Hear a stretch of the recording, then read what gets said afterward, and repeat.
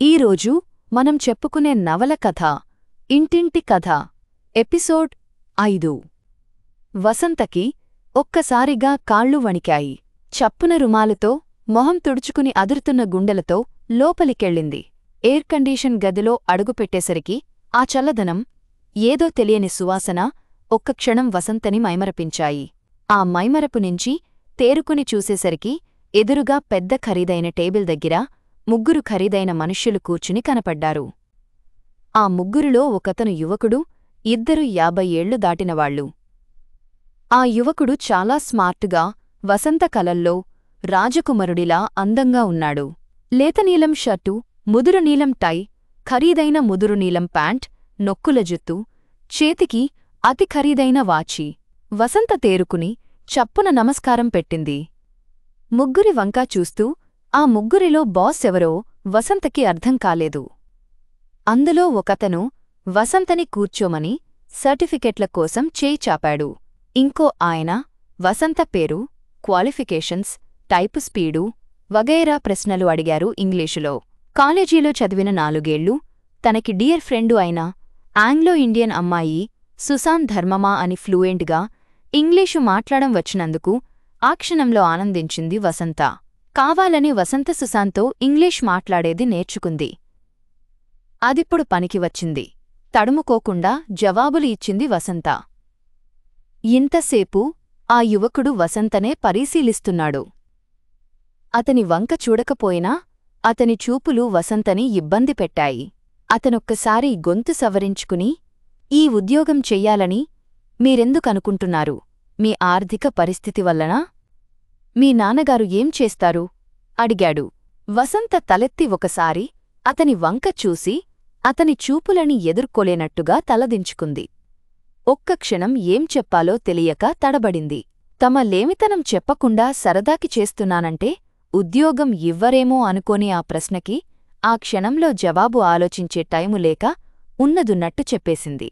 తండ్రి ఒక్కడి సంపాదన చాలకపోవడం, అన్నకి ఉద్యోగం లేకపోవటం, తనకిప్పట్లో పెళ్లి చేసుకునే ఉద్దేశం లేక ఉద్యోగం చేసి తండ్రికి సహాయపడాలని ఉందని చెప్పింది. ఐసి అన్నాడతను. సర్టిఫికెట్లు చూసి జాగ్రత్తగా కవరులో పెట్టి అందించాడాయన. ఏదో కాగితం మీద నోట్ చేసుకున్నాడాయన. సరే మిస్ వసంత, మీకు ఏ సంగతి 2-3 రోజుల్లో పోస్టు ద్వారా తెలియపరుస్తా. ఇక వెళ్ళవచ్చు మీరు అన్నాడు. వసంత లేచి నమస్కారం చేసి తడబడుతున్న అడుగులతో బయటికి వచ్చింది.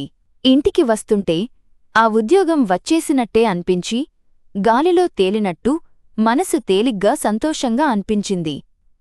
ఆమె మొహంలో సంతోషం చూసి, ప్రసాద్, ఏమిటి ఉద్యోగం ఇచ్చారా? అన్నాడు ఆరాటంగా. 2-3 రోజుల్లో చెప్తామన్నారు అంది. నీ మొహం చూసి వెంటనే ఉద్యోగం ఇచ్చినట్లు చెప్పారేమో అనుకున్నాను అన్నాడు ప్రసాద్.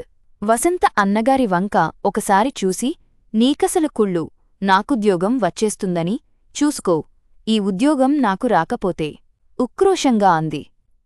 వస్తే మంచిదేగా, నా పాకెట్ మనీ నిన్నడుగుతుంటాను అన్నాడు నవ్వి. మరే, నీకోసమే ఉద్యోగం చేస్తున్నాను పాపం అంది. ఇంటికి వెళ్తుంటే ఆ నల్లపిల్ల గుర్తుకు వచ్చి, అరే, పేరన్నా అడగలేదే, ఆ అమ్మాయికి చెప్పలేదే అనుకుంది. ప్రసాద్ వసంతి ఇంటికి వచ్చేసరికి కాంతమ్మ కమలని తీసుకుని ఆటోరిక్షా ఎక్కుతోంది. కమలకి నొప్పులు ఆరంభించాయి. ఉదయం నుంచి పీక్కుపోయిన మొహంతో ఉన్న కూతుర్ని చూసి ఇవాళో రేపో కాన్పు అవుతుందేమోనని అనుమానించింది కాంతమ్మ.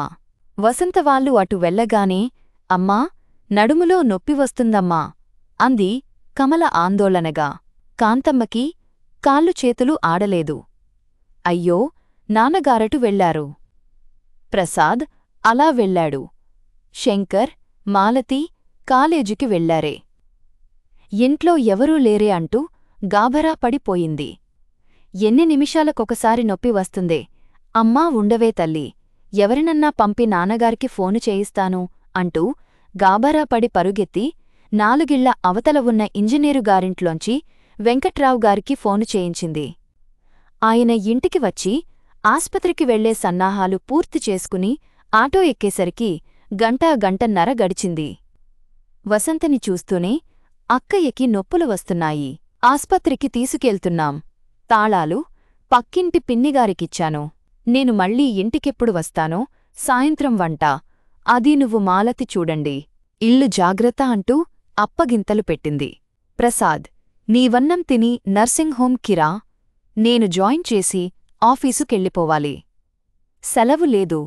నీవక్కడ అమ్మకు సాయంగా ఉండు వెంకట్రావుగారు కొడుకి చెప్పారు.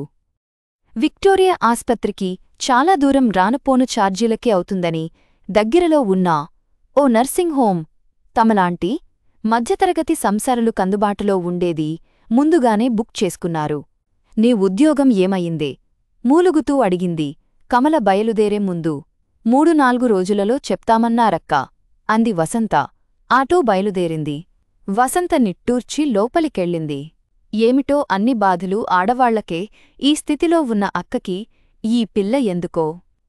ఆమె భవిష్యత్తుకి పూర్తిగా దారి మూసుకుపోతుంది. అక్క జీవితాంతం ఆ పిల్లో పిల్లాడి కోసమో అన్నింటినీ త్యాగం చేసి బతకాలి. ఈ దేశంలో రెండో పెళ్లి ఆడదాన్ని పెళ్లాడే నాదుడే లేదు. పిల్ల తల్లిని ఎవరు చేసుకుంటారు? ఇక కమల జీవితం ముగిసినట్టే. నాన్న పంచనపడి ఆ పిల్లని చూసుకుంటూ పిల్లాడు పెద్దయ్యాక కొడుకు నీడనో అలా వంటింట్లో మగ్గాల్సిందే ఆ జీవితం. ఏం చెప్పినా భవిష్యత్తు గురించినా ఆలోచించదు. దాని కర్మ అనుకుంది వసంత. కమల ఆరోజంతా యమయాతన పడ్డాక రాత్రి 11 గంటలకి డాక్టరు 4 స్టెప్ వేసి మృత శిశువును బయటకు లాగింది. తెలివి వచ్చాక కమల ఆయన గుర్తుగా పిల్లైనా ఉంటుందని దాన్ని చూసి బతకాలనుకున్నాను. ఇప్పుడింక ఎవరికోసం బతకనమ్మా అంటూ కాంతమ్మని పట్టుకు ఏడ్చింది. ఊరికో తల్లి ఊరుకో. నీకీ కడుపుకోత కూడా పెట్టాడు దేవుడు. తండ్రి లేనిచోట ముద్దు ముచ్చట్లు జరగవని పిల్లని తీసుకెళ్ళిపోయాడు దేవుడు. తల్లి కూతురు ఏడ్చారు కాసేపు. వెంకట్రావుగారికి కూతురు దుఃఖం చూస్తే దుఃఖం వచ్చిందిగాని ఆయన అంతరాంతలలో ఎక్కడో ఏదో పెద్ద భారం దింపినట్లయింది. ఒక బరువు, ఒక పెద్ద బాధ్యత నుంచి విముక్తుడైనట్టు రిలీఫ్ కలిగింది. ఛీ, ఏమిటిలా ఆలోచిస్తున్నానని తనని తాను మందలించుకుని ఏడుస్తున్న కూతురి తలమీద ఓదార్పుగా చెయ్యి వేసి నిమురుతూ ఊరుకోమ్మా అంటూ ఓదార్పు మాటలు చెప్పారు.